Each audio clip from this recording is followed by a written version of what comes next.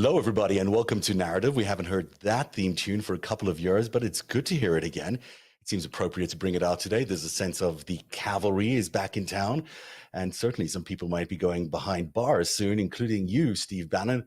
We'll have that story coming up. But of course, today was an auspicious day, D-Day, the 80th anniversary of American and European troops defeating the Germans in Normandy. It was a beautiful ceremony that they held in France today, and President Joe Biden was the keynote speaker. He was able to remind everyone of the heroism of our troops 80 years ago, but he also was able to underline the heroism needed now to safeguard our democracy as we enter the most consequential election in U.S. history this November. We'll play his full speech coming up a little later on. Also tonight, we're very excited to announce the launch of our new website, narrative.org. Now, of course, the website has been around for a very long time, but we haven't updated it for almost 8 years.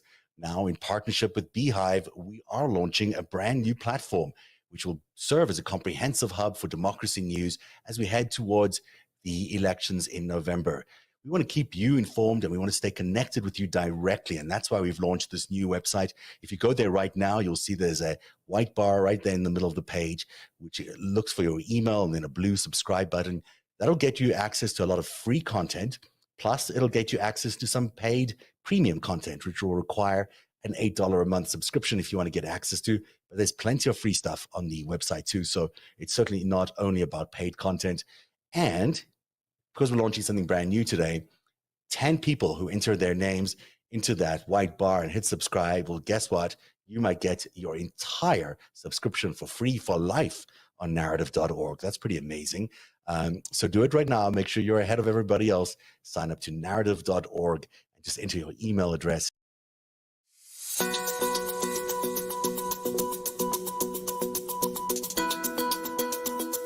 Steve Bannon, former advisor to President Donald Trump, has been ordered to report to prison by July 1, 2024 to serve a 4-month sentence for contempt of Congress. And if you do the math, that sort of puts him in prison for the bulk of the campaign, which is, you know, not a bad thing for those of us hoping he would just go away. This is about as close as we can get to him going away. This particular sentence follows his refusal to comply with a subpoena from the House Select Committee investigating the January 6, 2021 Capitol attack. Bannon was found guilty in July of 2022 and fined $6,500 for failing to appear before the committee, failing to provide a lot of information that the committee was seeking. And despite his appeals, the federal court has upheld his conviction, leading to the enforcement of his sentence today. Bannon remains defiant, claiming his prosecution is politically motivated and vowing to continue his legal fight, yada, yada, yada. His imprisonment comes amid the 2024 campaign, of course, where we just saw Donald Trump, his longtime ally, also being convicted and may soon be facing prison.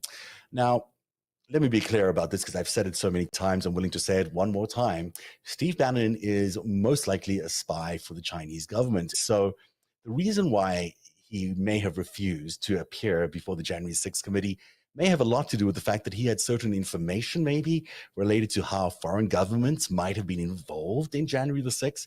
And that may have been the reason why he chose to go behind bars, as he is now about to spend 4 months behind bars, than actually cough up all the evidence that they were asking for. And we know that not just because I am saying it, although I've said it many times and I'm probably one of the few people to say it out loud. There's plenty of suggestion from the committee itself, if you'll recall. And just a few days before the election, Steve Bannon, a former Trump chief White House strategist and outside advisor to President Trump, spoke to a group of his associates from China and said this. And what Trump's going to do is just declare victory, right? He's going to declare victory. But that doesn't mean he's the winner. He's just going to say he's the winner. The Democrats, more of our people vote early that count. Theirs voted mail. And so they're going to have a natural disadvantage, and Trump's going to take advantage of it. That's our strategy. He's going to declare himself a winner. So when you wake up Wednesday morning, it's going to be a firestorm. Also, if Trump is losing by 10 or 11 o'clock at night, it's going to be even crazier. No, because he's going to sit right there and say they stole it. I'm directing the Attorney General to shut down all ballot places in all 50 states. No, he's not going out easy. If Biden's winning, Trump is going to do some crazy shit. As you know, Mr. Bannon refused to testify in our investigation. He's been convicted of criminal contempt of Congress, and he's awaiting sentencing. But the evidence indicates that Mr. Bannon had advanced knowledge of Mr. Trump's intent to declare victory falsely on election night, but also that Mr. Bannon knew about Mr. Trump's planning for January 6th. That doesn't leave much to the imagination. It certainly sounds like he knew that Trump was going to start some crazy shit if he didn't win. And Trump did cause some crazy shit. But the interesting thing there, of course, was that the committee itself pointing out that just days before January the 6th, what was Mr. Bannon doing? Well, he was briefing his Asian associates. While I have you here, I can't resist this question. So who wears it best and who did this shot better? Is it Donald Trump on the left or Steve Bannon on the right? Weeks apart, both seeing justice delivered to them. Of course, on the left, Donald Trump convicted of falsifying business documents. But in reality, what he's convicted there is interfering and illegally winning the 2016 election by cheating, by illegally paying off Stormy Daniels $130,000, which was an illegal campaign contribution and which he landed up cheating to win. What Mr. Bannon is accused of there and he's now going to be sentenced for is failing to cough up enough evidence because of his absolute guilt in involvement in January the 6th in the insurrection, which involved stealing the 2020 campaign. So you see what's going on here. We've got the 2016 campaign stolen by Donald Trump. He won. He ended up going to be in power for 4 years. And in 2020, they tried to steal it again. And this time it involved Steve Bannon. And guess what? He's going to jail now for that. And there's more to come. Mr. Bannon has some other criminal cases he has to deal with. Bannon faces state charges related to the We Build the Wall fundraising campaign in New York State. That trial is set for later in 2024. And of course, because it's a New York State trial, there's no pardoning him for that, as Donald Trump previously did towards the end of his term in office. In other news, the Department of Justice is investigating potential illegal collusion among large corporate landlords facilitated by RealPage. That's a software platform used to set rental prices. This is an investigation which is part of a broader probe into whether RealPage's algorithm allows landlords to share private data and coordinate in setting higher rental prices, which could be contributing to the significant rise in rents across the country. But particularly, this is really interesting, in battleground states, in swing states. It looks like a lot of the landlords that have been colluding on this RealPage site, setting and price fixing the prices of rents way above what they were in the past, up to 20%, 30% increases sometimes in rent. Well, it turns out that a lot of these properties are in swing states. RealPage's software allegedly uses private data from landlords to set rental prices, potentially leading to price fixing and higher rents than the market would typically allow. Now, the practice is particularly prevalent in key swing states, which could have significant political implications for the 2024 elections. As you know, everyone is so upset about inflation. Well, what is more impactful on inflation and the cost of living than the actual cost of renting? Cities like Atlanta, Phoenix, Miami, Charlotte, and Houston have seen substantial rent increases, with Atlanta experiencing a 56% increase since 2016. So it certainly looks to me like the criminal activity that has been going on across the country involving this website, involving a lot of these landlords which have been using this website to set their prices. Well, it's been collusion, it's price fixing, it's the kind of stuff you get to see out of the mafia, organized criminal activity, if you want. And it seems to be happening a lot in swing states. And of course, the implication for the 2024 election is this: the rising cost of living, driven in part by increasing rental prices, is a significant concern for voters, especially in battleground states. The DOJ's investigation into potential price fixing could become a major narrative in the upcoming election. Of course, this is not the only place it's appearing. We're also seeing the price gouging happening in grocery prices, and that too may be connected to, guess what, politics in the swing states. So keep an eye out on this story. It's not going away. And we return now to President Joe Biden's poignant address in Normandy, France, commemorating the 80th anniversary of D-Day. His speech honored the bravery and sacrifices of World War II veterans while drawing parallels to contemporary challenges facing democracy. Biden emphasized the importance of alliances and the need to stand firm against autocratic threats, particularly highlighting the ongoing conflict in Ukraine and the necessity of supporting Kyiv against Russian aggression. The hour had nearly come. Monday, June 5th, 1944. The evil Third Reich was devastating the world. Nazi Germany had subjugated the once free nations of Europe through brute force, lies, and twisted ideology of racial superiority. Millions of Jews murdered in the Holocaust. Millions of others killed by bombs, bullets, bloody warfare. Hitler and those with him thought democracies were weak, that the future belonged to dictators. Here, on the coast of Normandy, the battle between freedom and tyranny would be joined. Here, on that June morning, the testing was at hand. President Macron, Mrs. Macron, Secretary Austin, Secretary Blinken, distinguished guests, most of all, our honored veterans who met that test at the ages, a test of ages to that moment, 80 years ago. 80 years ago today.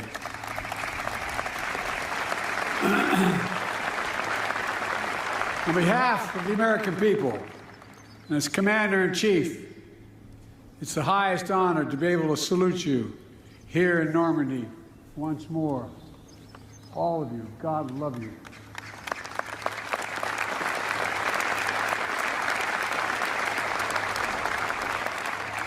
Winston Churchill called what happened here, quote, the greatest, most complicated operation ever, end of quote. After years of planning, Operation Overlord was ready to launch just as soon as the weather turned. Across the choppy English Channel, the Supreme Commander of the Allies, Dwight D. Eisenhower, waited. The largest force ever of its kind, built by 12 nations. Men, guns, planes, naval craft of every description waited. The world, captive and free, waited. Finally, Eisenhower's forecasters said there was a window in the weather. It would open briefly on Tuesday, the 6th of June. The general weighed the options and gave the order. At dawn, the Allies would strike. The great crusade to free Europe from tyranny would begin. That night, General Eisenhower drove to the English town of Newbury to visit paratroopers of the 101st Airborne. There were men from all over America. It was estimated that 80% of them would be killed within hours. That was the estimate. But they were brave, they were resolute, and they were ready. One soldier told General Eisenhower, quote, "Don't worry, sir. The 101st is on the job. Everything will be taken care of." That's what he said. And because of their courage and their resolve, because the courage and resolve of their allies, it was taken care of. From the sea and sky, nearly 160,000 Allied troops descended on Normandy. Many, to state the obvious, never came home. Many survived that longest day, kept on fighting for months until victory was finally won.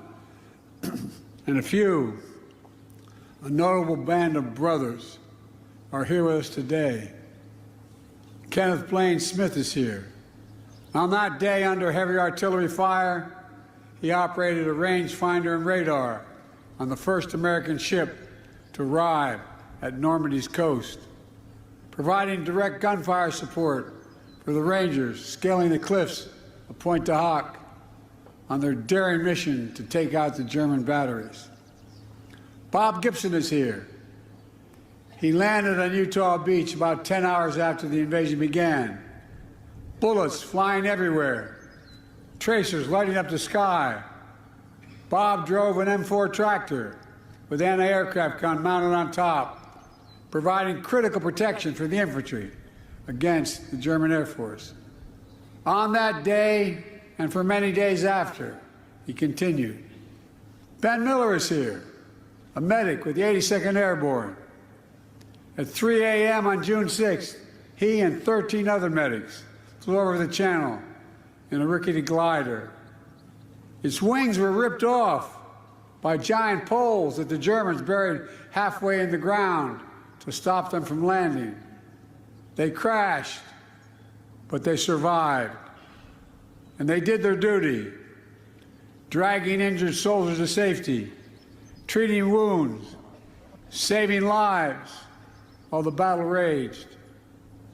Every soldier who stormed the beach, who dropped by parachute or landed by glider, every sailor who manned the thousands of ships and landing craft, every aviator who destroyed German-controlled airfields, bridges, and railroads, all were backed by other brave Americans, including hundreds of thousands of people of color and women who courageously served despite unjust limitations on what they could do for their nation.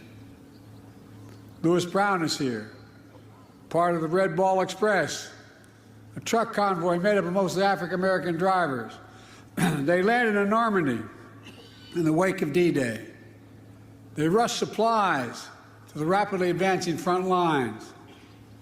Woody Woodhouse is here, members of the legendary Tuskegee Airmen, who flew over 15,000 sorties during the war. Marjorie Stone is here. She enlisted in the women's branch of the Naval Reserve, became an aircraft mechanic, spent the war keeping American planes and pilots in the air. Theirs has always been the story of America. Just walk the rows of this cemetery as I have. Nearly 10,000 heroes buried side by side, officers and enlisted, immigrants and native-born, different races, different faiths, but all Americans. All served with honor when America and the world needed them most.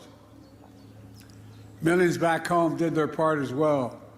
From coast to coast, Americans found countless ways to pitch in. They understood our democracy is only as strong as all of us make it together. The men who fought here became heroes, not because they were the strongest or toughest or most fiercest, although they were, but because they were given an audacious mission, knowing, every one of them knew, the probability of dying was real. But they did it anyway. They knew, beyond any doubt, there are things that are worth fighting and dying for. Freedom is worth it. Democracy is worth it. America is worth it. The world is worth it. Then, now, and always. The war in Europe didn't end for another 11 months. But here, the tide turned in our favor. Here, we proved the forces of liberty are stronger than the forces of conquest.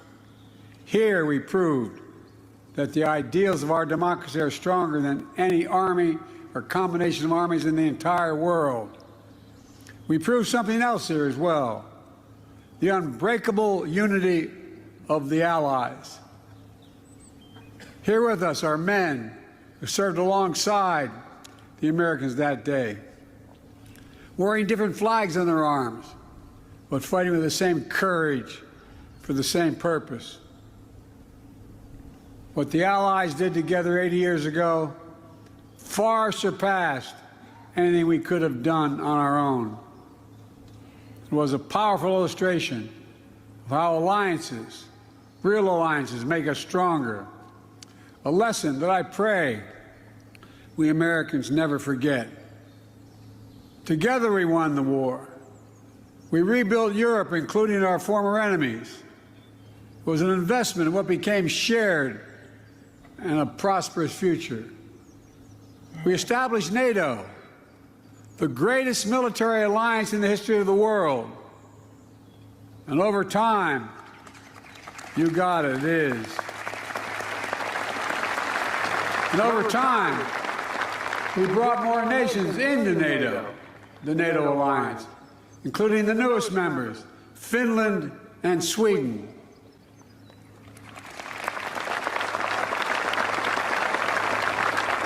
Today, NATO stands at 32 countries strong, and NATO is more united than ever and even more prepared to keep the peace, deter aggression, defend freedom all around the world.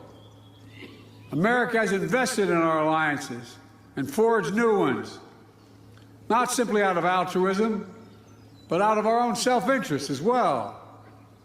America's unique ability to bring countries together is an undeniable source of our strength and our power.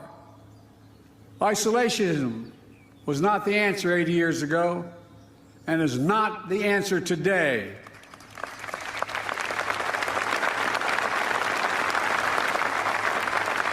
We know the dark forces that these heroes fought against 80 years ago. They never fade.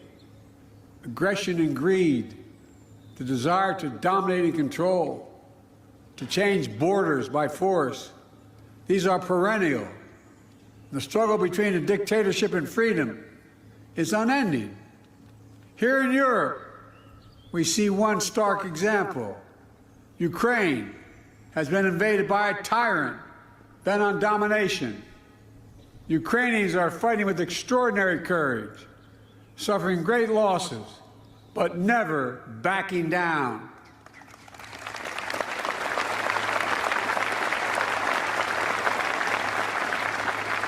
They've been inflicted on the Russian aggressor. They've suffered tremendous losses in Russia. The numbers are staggering. 350,000 Russian troops dead or wounded. Nearly 1 million people have left Russia because they can no longer see a future in Russia. The United States and NATO and a coalition of more than 50 countries standing strong with Ukraine. We will not walk away.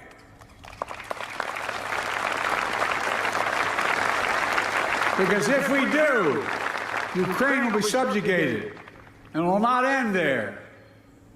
Ukraine's neighbors will be threatened. All of Europe will be threatened. And make no mistake, the autocrats of the world are watching closely to see what happens in Ukraine, to see if we let this illegal aggression go unchecked. We cannot let that happen. To surrender to bullies, to bow down to dictators, is simply unthinkable.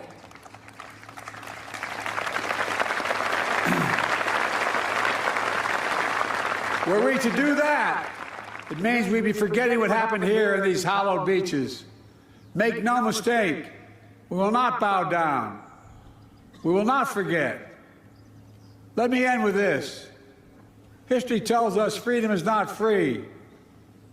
If you want to know the price of freedom, come here to Normandy. Come to Normandy and look. Go to the other cemeteries in Europe where our fallen heroes rest. Go back home to Arlington Cemetery. Tomorrow, I will pay respects at Pointe du Hoc. Go there as well and remember, the price of unchecked tyranny is the blood of the young and the brave. In their generation, in their hour of trial, the Allied forces of D-Day did their duty. Now the question for us is, in our hour of trial, will we do ours? We're living in a time when democracy is more at risk across the world than any point since the end of World War II, since these beaches were stormed in 1944. Now we have to ask ourselves, will we stand against tyranny, against evil, against crushing brutality of the iron fist? Will we stand for freedom? Will we defend democracy? Will we stand together? My answer is yes, and only can be yes.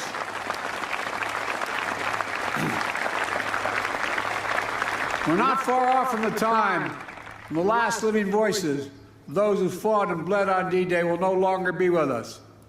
So we have a special obligation. We cannot let what happened here be lost in the silence of the years to come.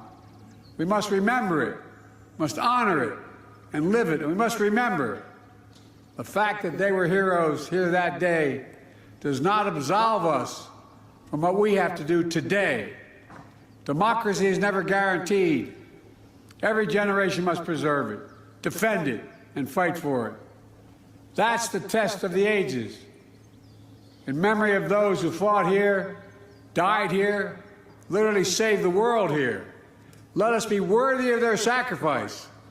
Let us be the generation that when history is written about our time, in 10, 20, 30, 50, 80 years from now, it'll be said, when the moment came, we met the moment.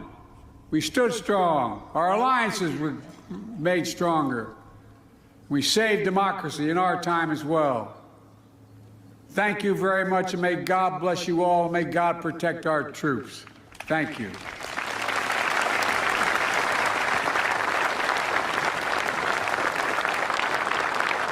Absolutely stirring stuff from Joe Biden today.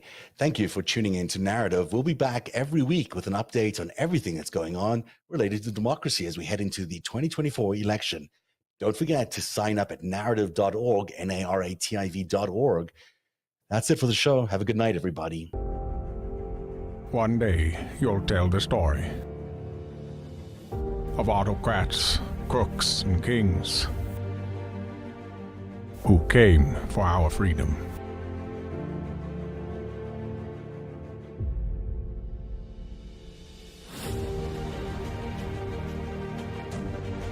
A story of citizens who stood up to tyranny and won.